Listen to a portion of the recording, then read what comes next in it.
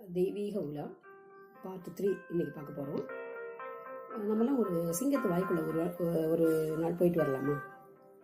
என்ன சிங்கத்து வாய்க்குள்ளங்கிறாங்க, தெய்வம் அப்படிங்கிறாங்க. ஆனால் இப்போ சிங்கம் வாய் அப்படிங்கிறாங்க. மேபி ஜூக்கு கூட்டிகிட்டு போகிறாங்களோ, ஜூக்குள்ள ஒரு கோவில் இருக்குமோ அப்படின்னு நினைக்கிறீங்க இல்லையா? அதுதான் இல்லை. சிம்ம வாய் குகை கோவில், லக்ஷ்மி நரசிம்மரோட கோவில். அந்த கோவிலை தான் இன்னைக்கு நம்ம தெய்வீக உலால பார்க்க போகிறோம். போலாமா? வஜ்ரநகாய வித்மகே தீஷ்ண தம்ஷட்ராய தீமகே தன்னோ நரசிம்ம பிரசோதயாத். ஓம் நரசிம்மாய வித்மகே வஜ்ரநகாய தீமகே தன்னோ சிம்ஹ பிரசோதயாத். ஆந்திர மாநிலத்தில் அகோபலத்தில் நவநரசிம்மர், சிங்கப்பெருமாள் கோவிலில் பாடலாத்திரி நரசிம்மர், பழைய சீவரத்தில் ஸ்ரீலக்ஷ்மி நரசிம்மர் அப்படின்ற பெயரில் நரசிம்ம பெருமாள் பல தலங்களில் எழுந்தருளி தன்னை நாடி வரும் பக்தர்களுக்கு அருள் பாலிக்கின்றார். நாளை என்பது நரசிம்மனுக்கு இல்லை. அவரிடம் வைக்கும் கோரிக்கை உடனுக்குடனே நிறைவேறும் அப்படிங்கிறது ஆண்டர்களின் வாக்கு. காஞ்சிபுரம் மாவட்டத்தில் மதுராந்தகம் செய்யூர் வழித்தடத்தில் சித்திரவாடி அப்படிங்கிற ஒரு கிராமம், மலைகள் நிறைந்த ஒரு சிறிய கிராமம். இங்க இருக்கிற சிம்மகிரி மலையில தான் லட்சுமி நரசிம்மன் எழுந்தருளிருக்கிறார். 250 படிகளை கடந்து சென்றால் அங்க ஒரு சிங்க முக வடிவில் ஒரு கோவில் வாசல் நம்மை வரவேற்கிறது.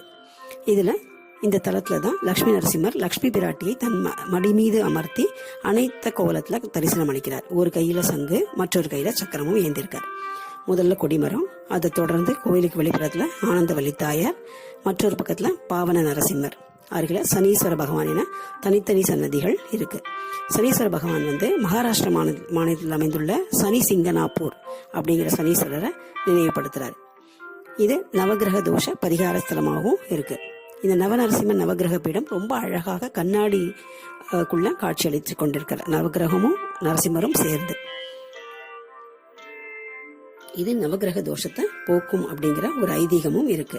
இந்த கோயிலோட நுழைவு வாயிலே அவ்வளவு வித்தியாசமா லட்சுமி நரசிம்மருடைய முக வடிவமைப்புல இருக்கு.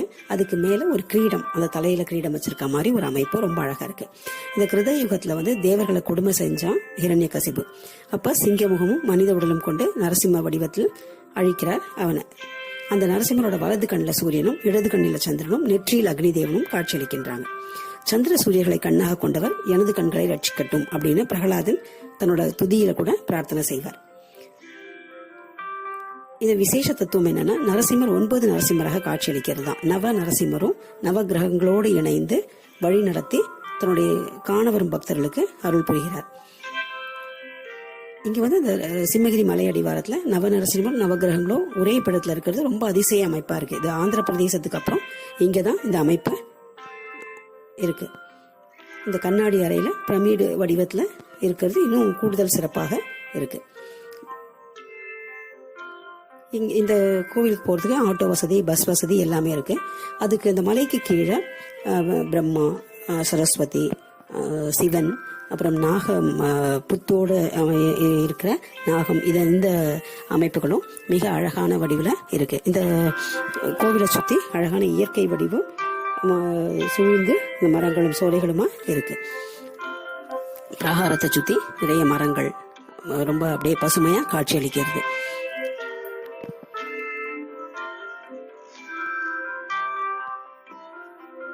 இந்த கோவில் ஆரம்பிச்சு குறைஞ்சது ஒரு 15 வருஷத்துக்கு உள்ளதான் இருக்கும். இன்னும் ரொம்ப அந்த அளவுக்கு ஃபேமஸ் ஆகல.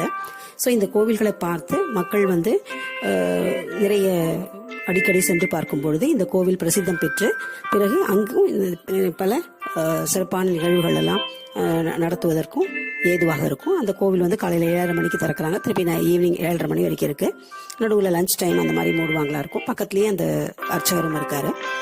மேலும் இந்த மாதிரி கோவில்களை பிரசித்தம் செய்வதோடு அந்த இந்து கடவுளின் புகழை பரப்புவதற்காக நம்மளால் முடிஞ்ச ஒரு சின்ன உதவியா இதெல்லாம் செய்யறதோட அந்த கோவில்கள் தன் மக்களுடைய அந்த ஒத்துழைப்பினாலதான் நடக்கிறது. ஸோ இங்கிருந்து சில பேர் அந்த கோவிலுக்கு போகும்பொழுது தங்களால் முடிந்த சில நல்ல காரியங்களை அந்த கோவிலுக்கு செய்யலாம் அப்படிங்கிறது தான் அவங்களோட எண்ணம்.